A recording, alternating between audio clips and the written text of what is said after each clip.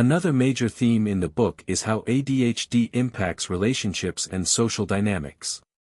McCabe shares her personal experiences with how ADHD has influenced her relationships, both personally and professionally. She acknowledges that people with ADHD may struggle with issues like forgetfulness, impulsivity, and difficulty maintaining attention in conversations, all of which can strain relationships. However, she also highlights the strengths that people with ADHD bring to relationships, such as creativity, problem-solving skills, and a unique perspective on the world. McCabe offers advice for how people with ADHD can navigate these challenges in their relationships, such as practicing active listening, using reminders to stay engaged in conversations, and being honest with partners about their needs. She also emphasizes the importance of setting boundaries, practicing self-care, and being open to seeking help from others when needed. The book concludes with a message of empowerment. McCabe stresses that while ADHD presents challenges, it does not have to define a person's entire life.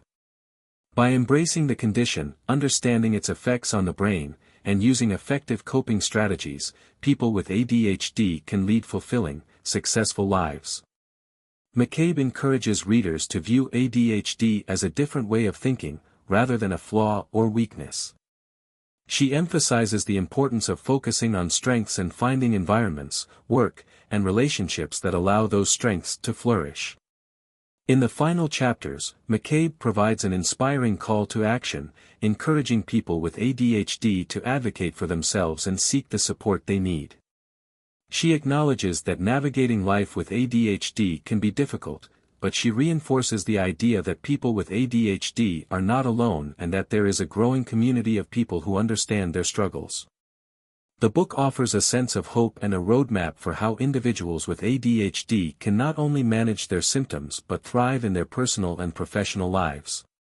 Overall, How to ADHD, A Guide to Living with Attention Deficit Hyperactivity Disorder is a highly practical, informative, and compassionate resource for anyone living with ADHD. McCabe's personal experiences, combined with her knowledge of ADHD, provide readers with a relatable and accessible guide to understanding their condition. The book is filled with actionable strategies, insightful advice, and empowering messages that encourage individuals with ADHD to embrace their unique strengths, manage their symptoms effectively, and create a life that works for them. Connection. The second pillar, connection, emphasizes the importance of social interactions and building supportive relationships. People with ADHD often face challenges in maintaining focus and organization, which can affect their relationships, whether with family, friends, or coworkers. The book stresses that having a strong support network, be it through family, friends, or ADHD-focused support groups, can make a world of difference in managing ADHD symptoms. The authors also encourage people with ADHD to find mentors or coaches who can help them stay on track and encourage their personal growth. Hacking the environment. The third pillar, Hacking the Environment, is all about creating external structures and systems that help individuals with ADHD succeed. The authors note that ADHD is often a challenge of executive function, planning, organizing, and carrying out tasks, so the right environment can compensate for these difficulties. They recommend using tools such as calendars, planners, and digital reminders to help manage time and stay organized. Additionally, the book emphasizes the importance of physical space, suggesting that an environment that minimizes distractions and promotes focus can have a huge impact on productivity and mental clarity. Reframing ADHD. The final pillar, Reframing ADHD, challenges the stigma and negative stereotypes often associated with the disorder. Instead of viewing ADHD purely as a set of deficits, the authors argue that it should be seen as a different way of being in the world, one that can lead to positive outcomes when approached with the right strategies. They provide examples of individuals with ADHD who have succeeded in various fields, from entrepreneurship to the arts, showcasing the unique strengths of the ADHD brain. Reframing ADHD is about recognizing the condition's positive potential and understanding how to work with it rather than against it. In addition to the 4 pillars, the book also provides practical strategies and tips for managing ADHD symptoms.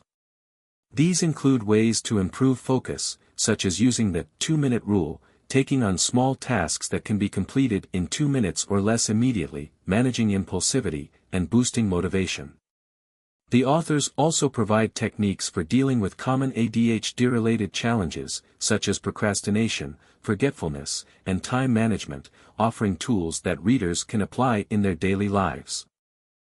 One of the key themes throughout ADHD 2.0 is that ADHD should not be viewed as a condition that needs to be cured or eliminated.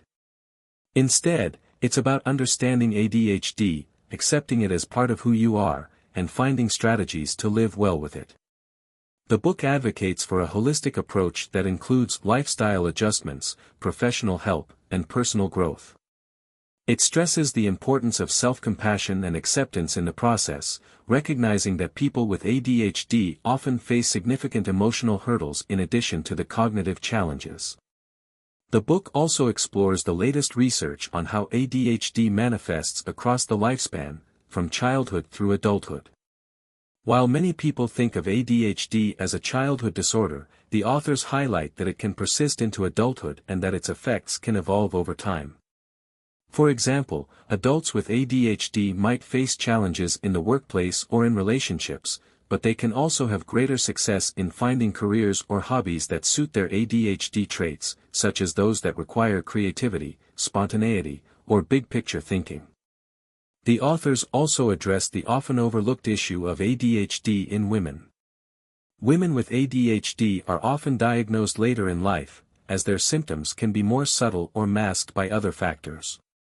This is particularly true for women who have learned to manage their symptoms by adapting or compensating, leading to feelings of frustration or burnout. ADHD 2.0 offers strategies for women to recognize their symptoms, get the proper diagnosis, and find treatments that work for them. One significant update in this edition of the book is the exploration of the role of technology in managing ADHD. While technology can be a major source of distraction for people with ADHD, the authors point out that it can also be harnessed for good. Digital tools like apps, alarms, and reminders can help people with ADHD stay on track, organize their lives, and remain focused. The book also discusses how technology can play a part in supporting relationships, providing ADHD-friendly communication methods that help people with the condition stay connected with loved ones and colleagues. In conclusion, ADHD 2.0 offers an updated and comprehensive guide for individuals with ADHD to understand their condition and thrive. By focusing on the science of ADHD, strategies for managing symptoms, and a shift in mindset towards reframing ADHD as a positive trait, the book helps readers empower themselves to live fulfilling lives. The authors emphasize the importance of awareness, connection, environment, and reframing, and provide practical tools to help individuals navigate the challenges of ADHD in a world that often isn't designed for them. The message of ADHD 2.0 is clear: ADHD isn't a curse, but rather a different way of thinking that, when understood and supported, can lead to incredible strengths and success.